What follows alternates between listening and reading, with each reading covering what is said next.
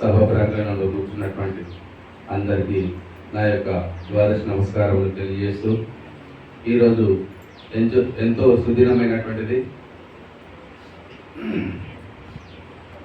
సజ్జన సంగమేశ్వర గారి 37వ వార్షికారాధన పురస్కరించుకొని మనము వేదాంత సభ జరుపుకుంటున్నాము. పెద్దలు ఎన్నో విధాలుగా చెప్పారు. అంటే మన సిద్ధాంతపరంగానే ఉండాలి, అందులో గజిబిజి నడకలు వద్దు అని పెద్దల యొక్క సూచన అన్నట్టు. ఎందుకంటే సిద్ధాంతం ఏం బోధిస్తుంది?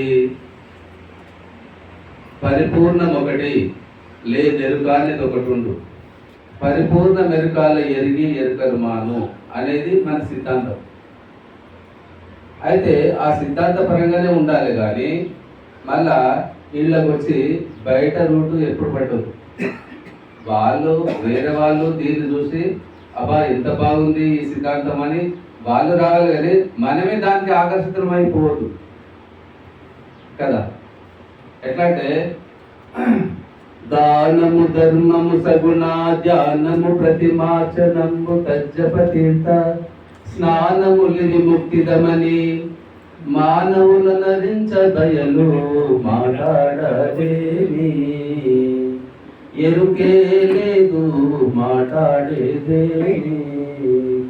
అవును కాదనక నీవనక లేనక మేనైనా తాగాక మితి మీది ఉన్నది మాట్లాడదేమి, ఎరుకే లేదు మాట్లాడేదేమి.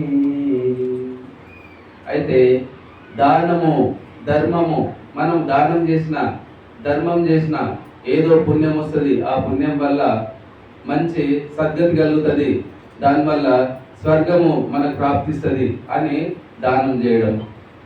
ఆ పుణ్యం వల్ల ఎవడు పోయిండు పుణ్యం ప్రాప్తిస్తుంది.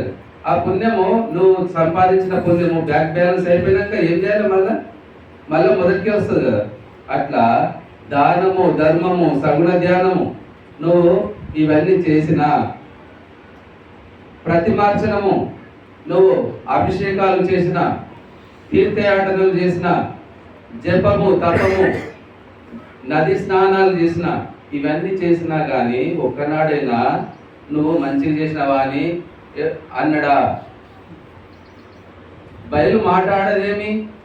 మరి ఇన్ని తీర్థయాత్రలు చేస్తే ఒక్కనాడైనా ఆ స్వామి ఇన్నిసార్లు బాగా వచ్చినవరా, ఇంతమందిని తీసుకొని బాగా తీర్థయాత్రలు బాగా చేసినవని ఒక్కనాడైనా స్వామి అన్నడా? ఎందుకనలేదు? అందులో ఎరుక లేదు. ఎరుక ఉంటే అంటుండే. ఇప్పుడు మనకు చెప్పాలంటే ఆయనకు మాటలు రావాలి. మాట్లాడేటి దేవుని విడిచిపెట్టి మాట్లాడని దేవుని దగ్గరికి పోయి తిరిగితే గుడి ప్రదర్శనలు చేసినా ఏం చేసినా ఆయన నువ్వు 108 చేసినా ఏమన్నాడు, 1108 చేసినా ఏమన్నాడు. తిరిగి నీకే సార్లు కావాలి, కానీ ఆయన ఏమి అన్నాడు. అయితే ఇందులోపల ఉద్దేశం ఏంటంటే అవునని కానీ కాదని కానీ ఎప్పుడు ఆయన ఒక్క మేనైన తాగాగా మితి మీది ఉన్నాడు.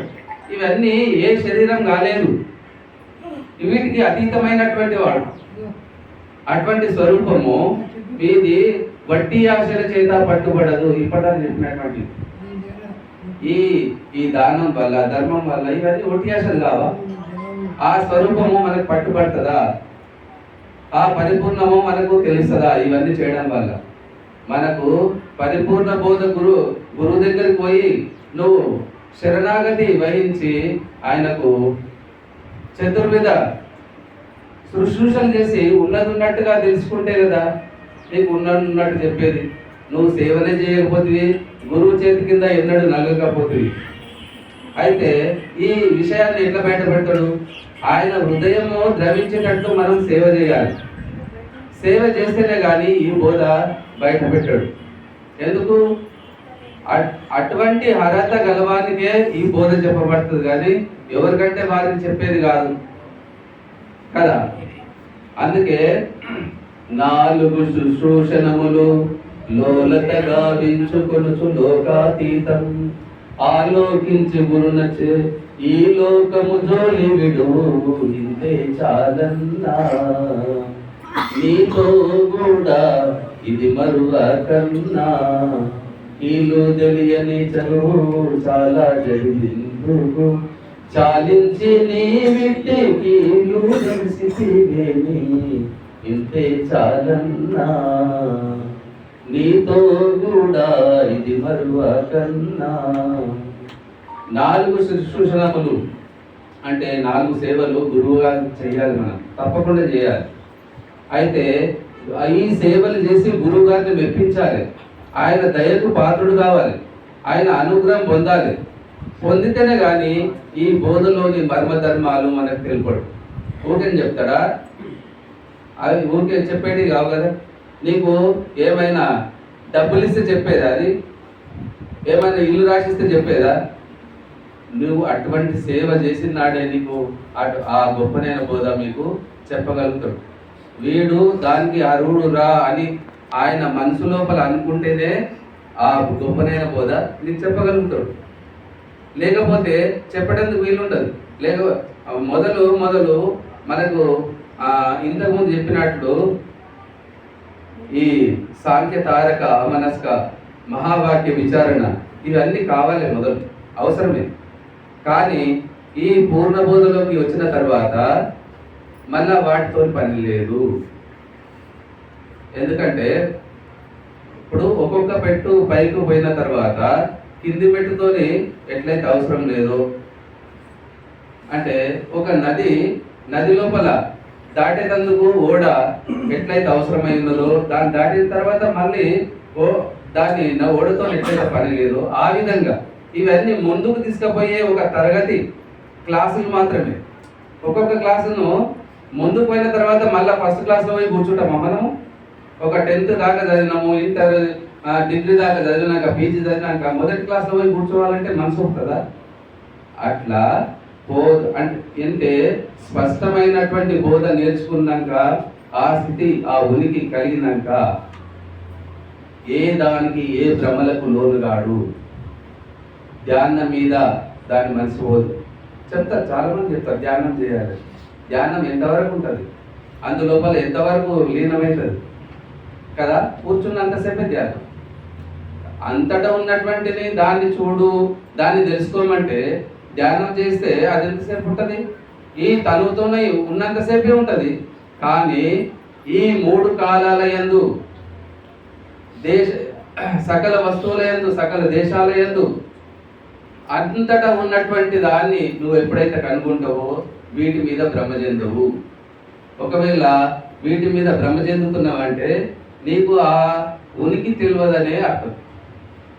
అయితే మన సిద్ధాంతం లోపల కొన్ని ఏమనంటే లక్షణయుతంగా ఉన్నటువంటి వారికే ఈ బోధపడుతుందని చెప్పాడు. అటువంటి లక్షణాలు మనకు తెలిసి ఉండాలి. ఈ డంబాచారాలు ఇవన్నీ ఉండదు.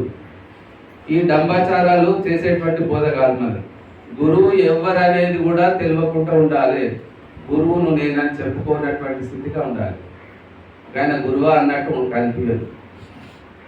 నేను గురువు అంటే నేను గురువు అవుతానా? నేను గురువు ఎప్పుడు కాదు. అట్లా మన బోధ లోపల ఎంత ఒదిగి ఉంటే అంత మనకు బోధ స్థితి కుదురుతుంది. ఒదిగి ఉండడమే దీనికి ముఖ్యంగా ఉన్నదన్నాడు. ఎరుకను విడనాడిన యా స్థితి ఎరుకను విడనాడిన యా పురుషుని స్థితి ఎట్టిదనిన పొందుగా వినుమే.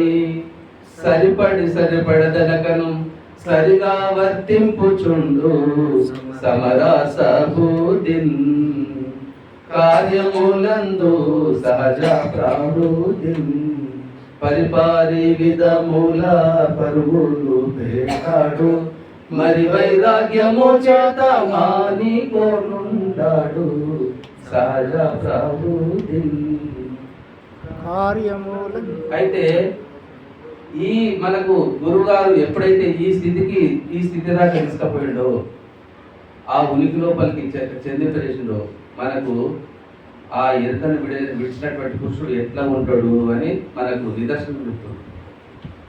ఎరుకను విడనాడిన పురుషుడు స్థితి ఎట్టిదన్న పొందుగా వినమి.